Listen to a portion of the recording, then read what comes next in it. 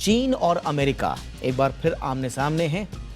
चीन और अमेरिकी कांग्रेस की स्पीकर नैन्सी पेलोसी के एशिया दौरे को लेकर काफी नाराज है। चीन की नाराजगी इतनी ज्यादा है कि उसने अमेरिका को वॉर सिग्नल भी भेज दिए हैं। जी हां, अब तक जो तनातनी आप देखते होंगे वो मौखिक ज्यादा थी, वो ओरल ज्यादा नजर आती थी, लेकिन अब सीधा सीधा मिलिट्री एक्शंस की धमकियां दी गई हैं। खास तौर से चाइनीज साइड से मिलिट्री एक्शन की धमकियां अमेरिका को दी जा रही हैं, खास तौर से नैन्सी जी के वियतनाम दौरे को लेकर जो कथित है। अभी उसकी पुष्टि नैन्सी के दफ्तर से नहीं हुई है, लेकिन कहा यही जा रहा है कि वो एशिया दौरे पर जो आ रही हैं तो उसमें एक बहुत इंपॉर्टेंट उनका जो विजिट होगा वो वियतनाम विजिट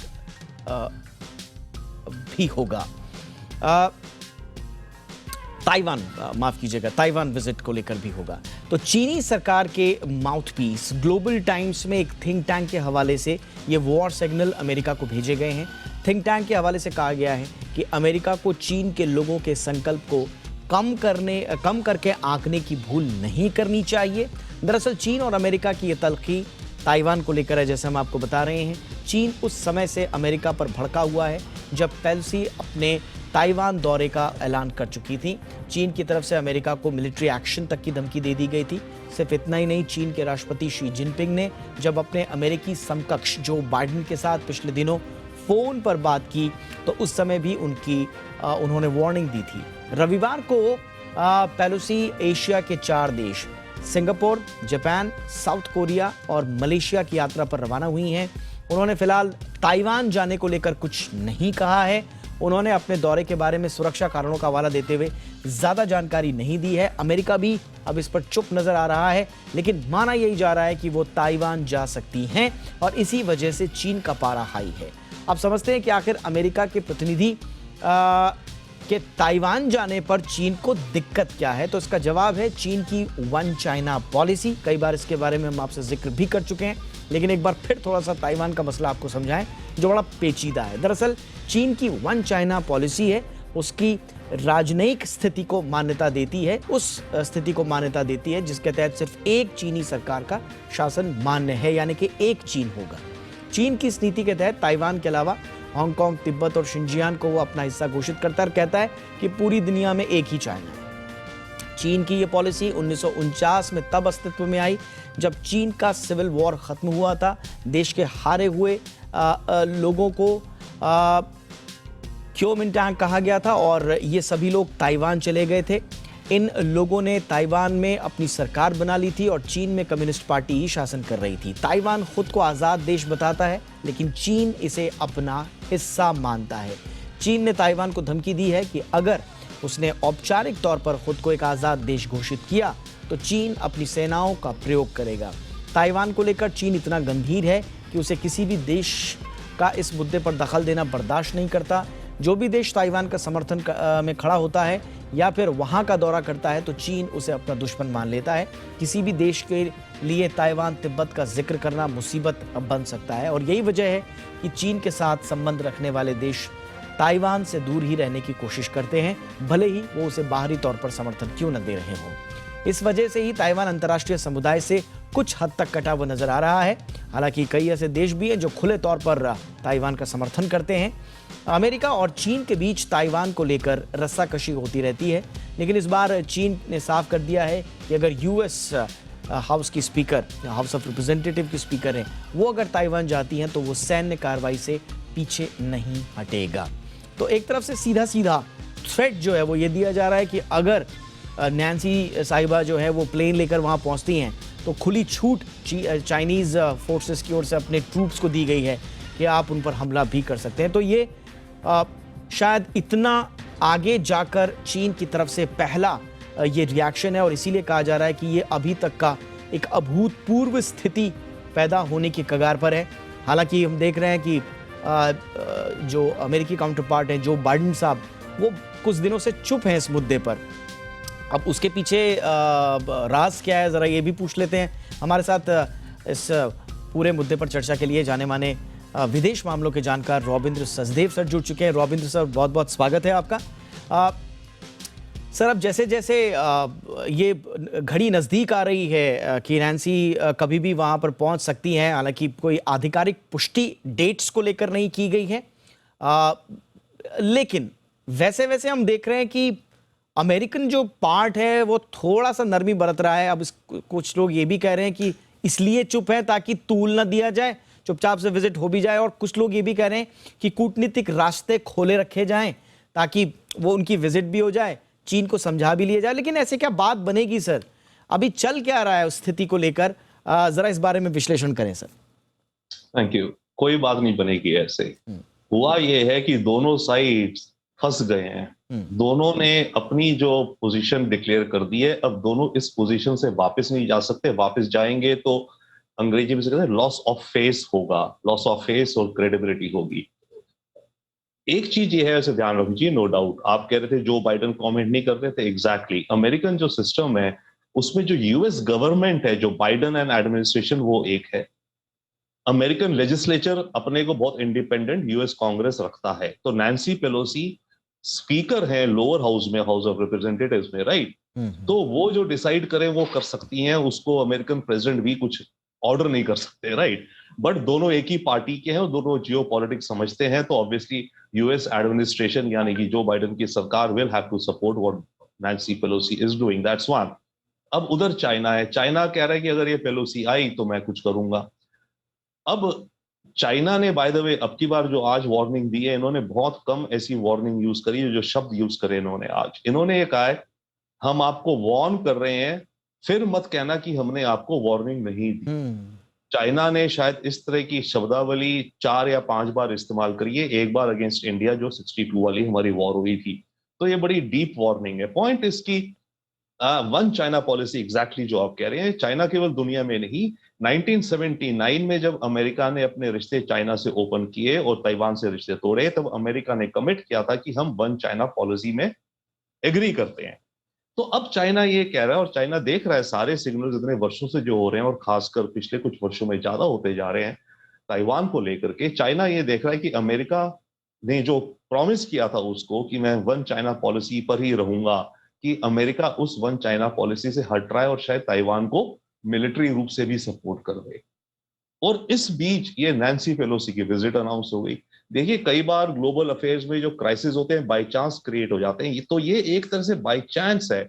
ये इसलिए हो रहा है नैन्सी का विजिट टू एशिया, क्योंकि नवंबर में इनकी टर्म खत्म हो रही है, नया कांग्रेस आएगी, और मोस्ट प्रोबेबली डेमोक्रेट्स हारेंगे तो नया स्पीकर आएगा। तो नैन्सी पेलोसी ने काफी टाइम से डिसाइड करा हुआ था कि मैं जाने से पहले, अपनी सीट छोड़ने से पहले, एक बार एशिया का टूर लगाऊंगी, ओके, और शायद ताइवान जाऊंगी। तो ये उसके विजिट में या जहन में पहले से था, पिछले 6 महीने साल भर से। अब वो इस समय जा रही है जबकि माहौल ऑलरेडी गर्मे हुए थे। तो प्रॉब्लम अब ये दोनों साइड्स के लिए हो गई है। एंड जहां तक रिपोर्ट्स आ रही हैं, आई थिंक अभी कुछ आवर्स अगो वॉशिंगटन पोस्ट में रिपोर्ट आ रही है कि नैन्सी पेलोसी जाएंगी ताइवान और शायद रात को रहेंगी। कल ही Tuesday night she will be in Taipei apparently. तो अगर अब पेलोसी आती है तो क्या होगा?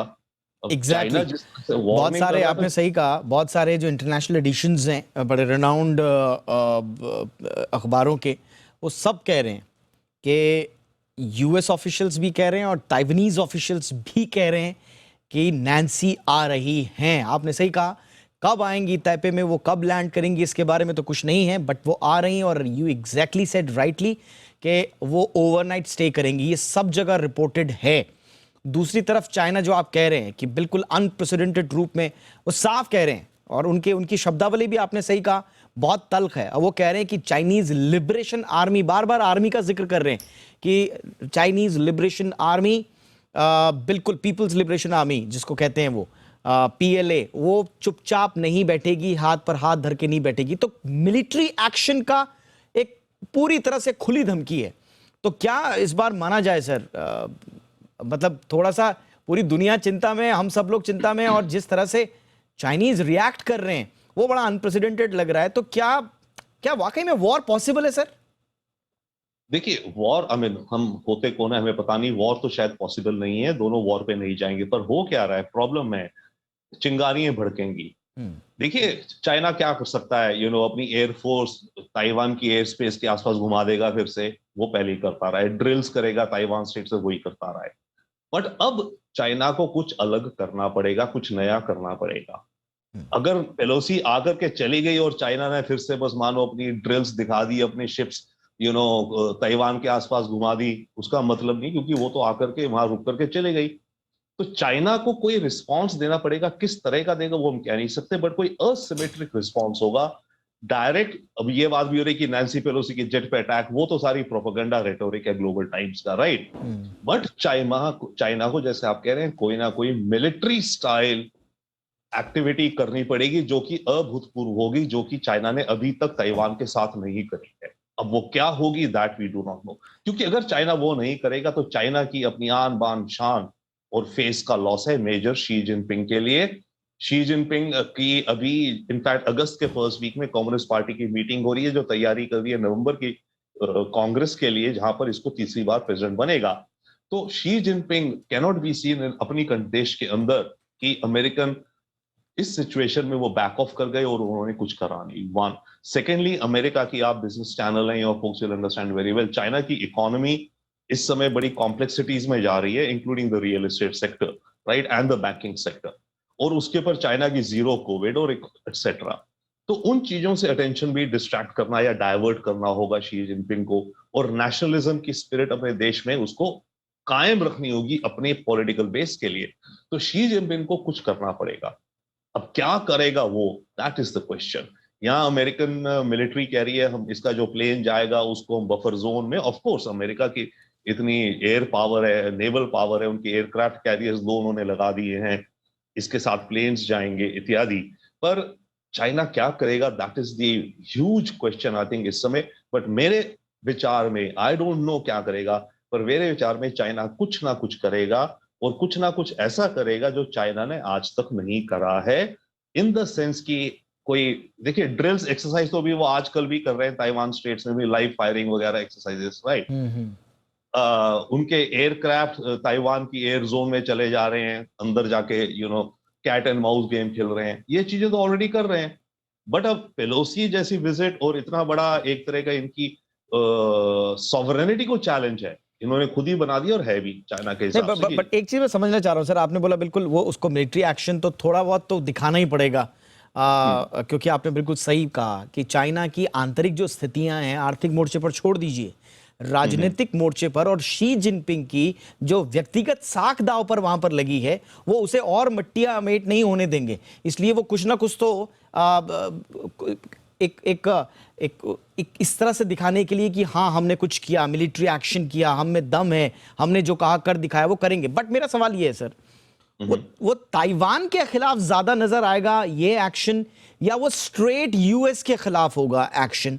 ये थोड़ा सा आप हमें समझाने की कोशिश करें। Great question, great question, $1 billion question है ये।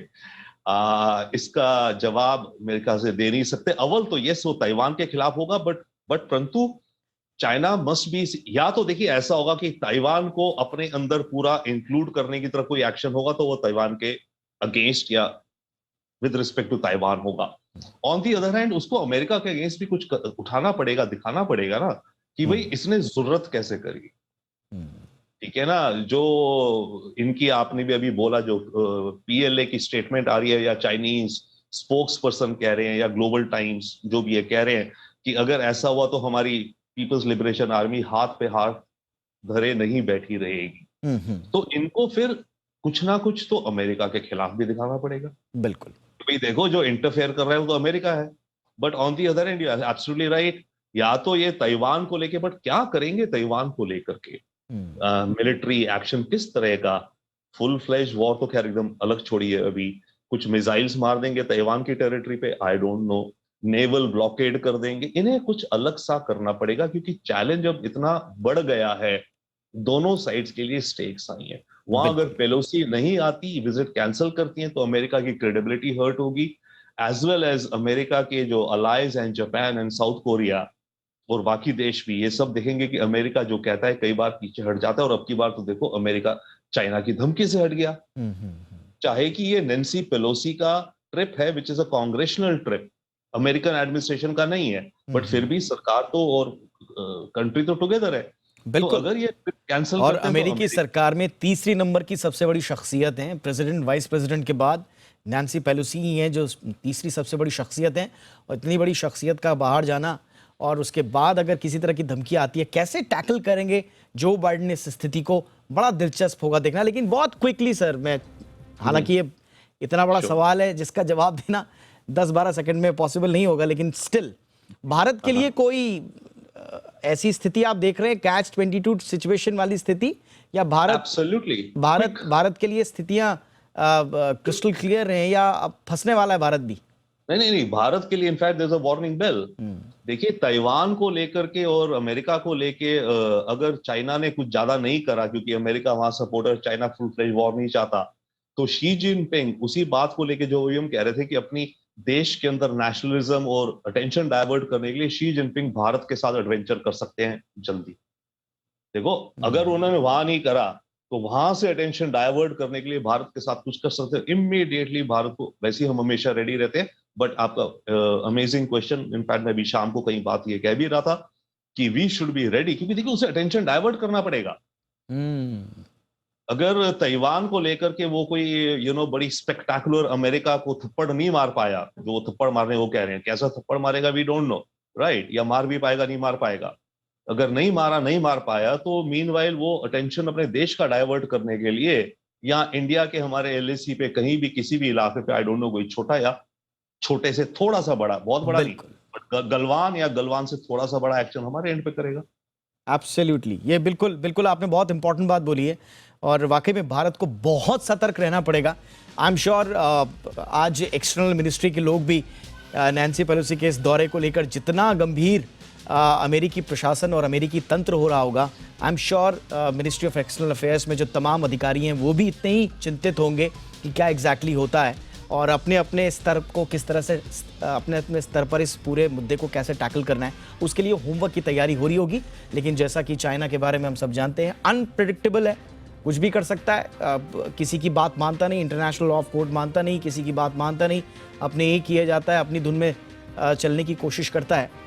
लेकिन देखना ज़रूर होगा कि इसमें चाइना ने जो धमकी दी है, और आपने बिल्कुल सही कहा, ये जो वॉर वाली धमकी दी है, ये चाइना के मुंह से, वो भी बार बार रिपीटेडली हमने देखा है अपने हर स्तर पर, ये बहुत कुछ कह रही है।